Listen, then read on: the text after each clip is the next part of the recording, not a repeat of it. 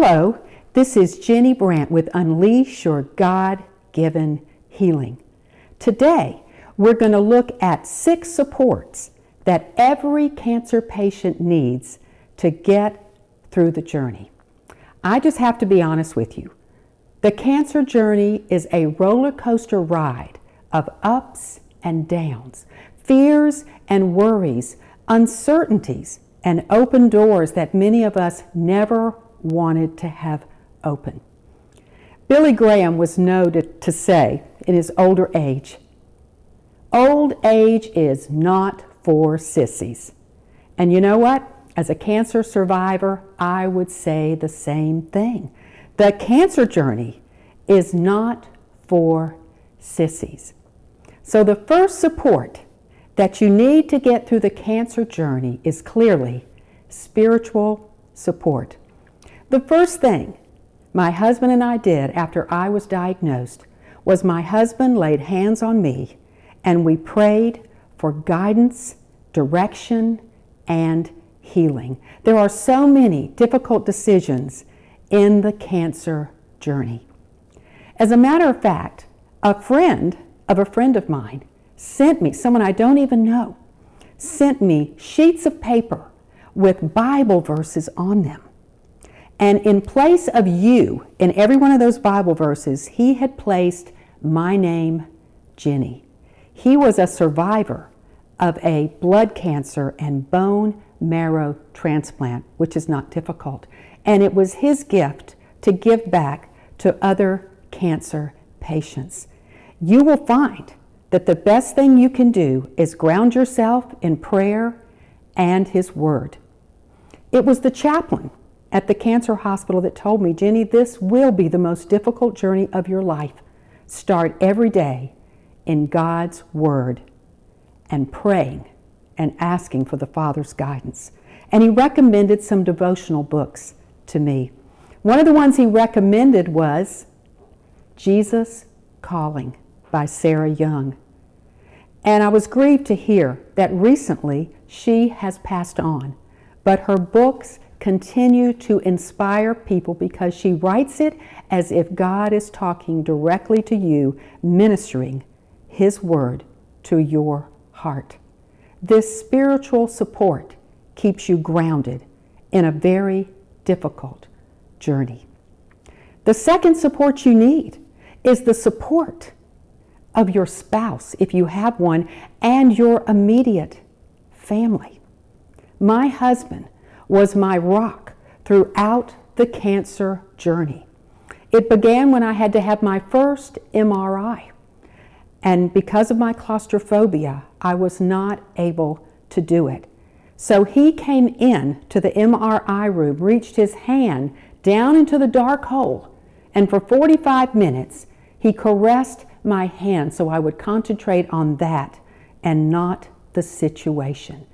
And that was just evidence for the things he did throughout the cancer journey. He was my up when I was down. He was my rock of stability when I was worried and fearful. And when I went through surgery after surgery after surgery, and much of what makes you a woman has been changed, my husband continued to love me unconditionally. After going through chemo after chemo after chemo and losing every hair on my head and every eyebrow, I would get up in the morning, walk by the mirror, and avoid even looking in any mirror. But my husband would say every morning, "Honey, you're still the most beautiful gal east of the Mississippi River." Something you need to hear, that support and that unconditional love. He gave it every single day. And that is important in the cancer journey. Still the prettiest girl east of the Mississippi. Thanks, hon. All right, that's enough. Don't get a big head about how wonderful you were. Big head. Oh, it's so important. Honestly, I was worried about what those women look like east of the Mississippi River, because I have to be honest with you, I didn't look so hot. But again, he loved me unconditionally.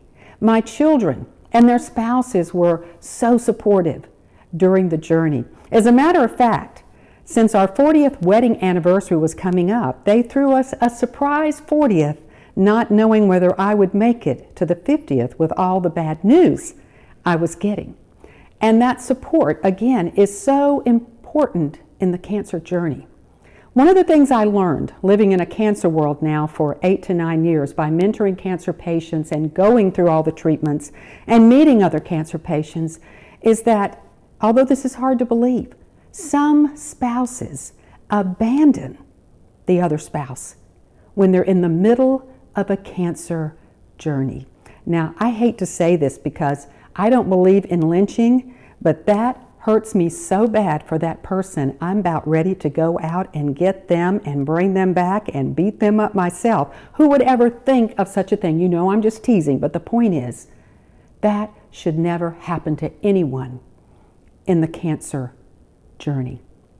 Number 3, you need the help of your extended family. Before my mother died of cancer, she said to all of us, "I don't worry about my children because I know that my children will take care of each other no matter what happens." My mother's words were true. Very, very true. As a matter of fact, when I got the cancer diagnosis, it was just 4 months after my mother had died from breast cancer. And it was a hard thing to share with my siblings because we were still grieving her loss. So I called my brothers first, told them, and I hesitated on calling my sister. Why? Because of the fear she would feel when she realized my mother had died of breast cancer and now her sister had cancer, because she might be high risk as well.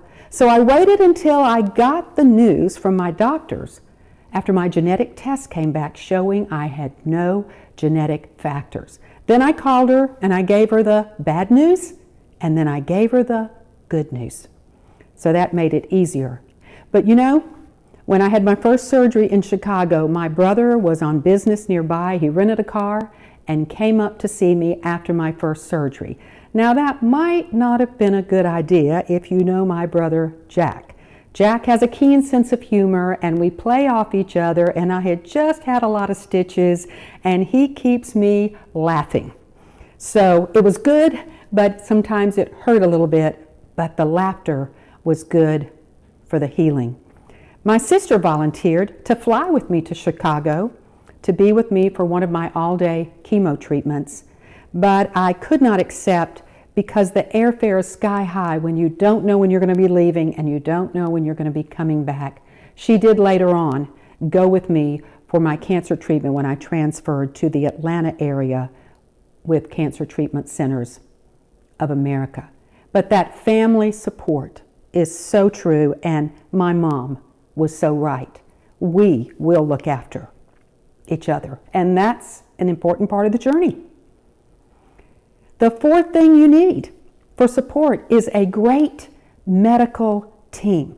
Oh, your oncologist, your surgeons, your radiologist, but my cancer center, Cancer Treatment Centers of America in Chicago, also provided, in addition to this wonderful medical team, they provided a naturopathic doctor who specialized in cancer and a nutritionist who specialized in helping cancer patients, and an acupuncturist if needed.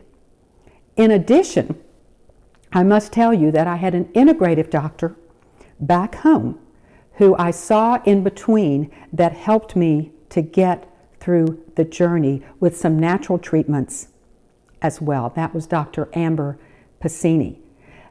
Also added to my medical team was the fact that I got second opinions. And this is important. On my diagnosis, I got a second opinion. That's why I went to Chicago in the first place. And I got a second opinion on the chemo regimen that would be used on me. And I do advocate that you do that because most insurances pay for that second opinion. In addition, this will be hard to believe, but I also had a nurse on my team provided by none other than my insurance company, Blue Cross Blue Shield of South Carolina.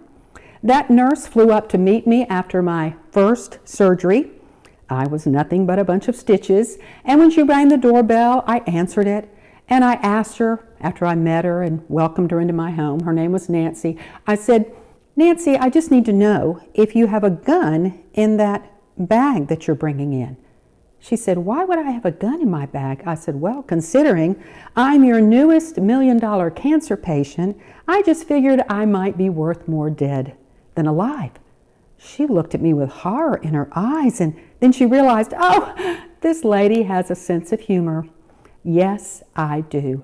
And Nancy and I got to be good friends. And then after that time, I could call her about any question or any need or any concern at any normal time during the day. That was a great medical team to assemble.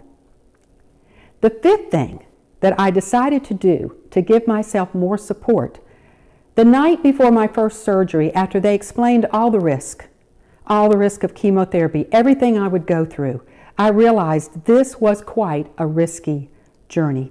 And I looked at my husband and I said, we need to assemble a team of prayer warriors that will pray us through this. And that night I sent an email to about 75 people, and almost every single one of them responded saying they would pray us through the journey. And I would give them updates, what I was learning, what was going on. For example, before chemotherapy, it was lions and tigers and bears, oh my. And then after chemotherapy had finally ended, it was ding dong, the witch is dead, meaning she's not making that chemical brew anymore. And I finished chemotherapy. It's interesting, but it was these people on my prayer warrior team that I would send information and emails to that kept saying things like, "Ginny, you've just got to write a book. We're learning things from you we did not know about cancer. Please write a book." Well, the chaplain at the hospital told me the same thing. "Ginny, you've got to write a book. You're a speaker, you're an author. Think of all the people you can help. Consider this your gift from God to help other people." I looked at him and I said, "I don't want the gift. Would you?" But in the end, yes. As I learned more and realized that I was making many mistakes that helped to cause my cancer, mistakes that most people are making on an everyday basis, I realized it was a gift God was giving me to help others. Number 6, support. You need extended friends to help you through the journey. I can't tell you how many friends brought us food. I remember Betty called me and she goes, "Ginny, I want to bring you some food, but I know you're eating real healthy, so help me, guide me so I can bring you healthy food." And she did exactly what I asked. And so many people did that. It was such a blessing. I can't tell you the friends that did things for me. There were so many during the cancer journey. My friend Phyllis Malcolm from Georgia was a cancer survivor. And when Alton couldn't go to everything in Chicago, since it was 1,000 miles away, because someone had to stay home and bring in the money to pay for all these crazy expenses, Phyllis flew with me to Chicago for one of my surgeries. What a great friend she was. And I can tell you that I didn't go through a day of chemo without some friend showing up. And here I was in Chicago, way far away from home. My husband was there, but he couldn't be there for all of them. And each time I would go, I never knew who God was going to provide, but someone would show up to spend the day with me while I was in chemo. Patsy, a friend in Chicago, showed up one of those chemo days. And it was a real surprise when my former principal, Jim Stevens, and his wife showed up. They were boating around America, going up the Mississippi and now through the Great Lakes. And of all things, while I'm in the cancer journey, they're stationed, their boat is docked 4 miles from my cancer hospital. They rented bikes and rode to the cancer hospital and spent the day with me while I was having chemotherapy. I have never seen so many friends come out of the woodwork from my past, high school friends, college friends. When I transferred to Atlanta, I never went through a treatment without a family member, my sister or husband, or one of my high school or college friends that came to sit with me during the treatments. Oh, a friend that helps is a wonderful friend indeed. And I had many friends to show up and be there for me. Friends in our Bible study, when we came to a crossing in the road where we had to make a tough decision about treatment, we asked them to pray for us, and they just stopped right then at the Bible study, laid hands on us, and prayed that God would give us wisdom, guidance, and a peace about our decision. And He did. I can look back clearly and see that so many prayers were answered and that God literally guided us the entire way. These are important supports to have, but I am concerned about those cancer patients that don't have as many supports as I did. I was blessed to have so many supports. I'm concerned about cancer patients when the husband maybe gets cancer, and then while treating the husband, the wife finds out she gets cancer. Those people really need our support. My husband and I are both cancer survivors, but we didn't go through it at the same time. That can be difficult. And I've seen this happen with several couples. Then you've got the widow who might get cancer, and she has no spouse to support her. That spouse is already passed on. And I think it's important that the church and our community come behind these people.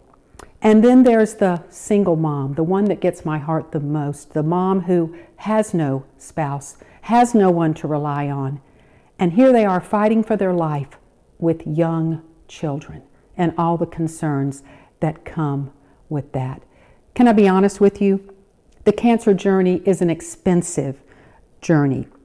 I used to joke about it when we would be out at events at people and they'd say, "Oh, my insurance, health insurance is going up." And I'd say, "Oh, sorry, I'm probably the reason why," almost costing $1 million in treatments. But there are some people that cannot afford the copays, these young couples, these young mothers, these single parents.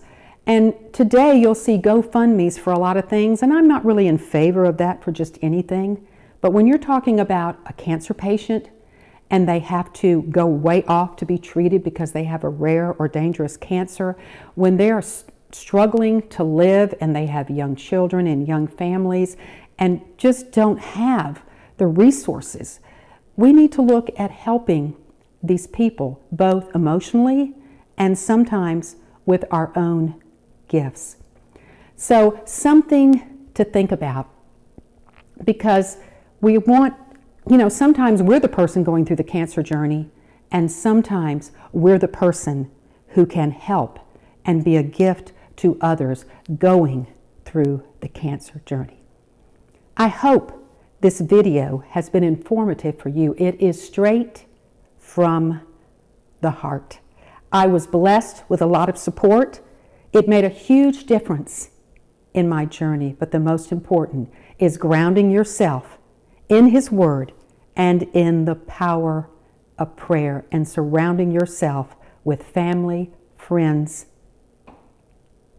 and so many others who can help, and assembling that medical team whom you trust. All of that is so important. I hope that you will subscribe to my YouTube channel, like this video, share it with others you know that are going through the cancer journey and need to assemble a team of support, and click the notification bell so you will know when I make new videos. Until the next video, this is Ginny Brant with Unleash Your God-Given Healing, and here's to your health and to preventing and surviving cancer.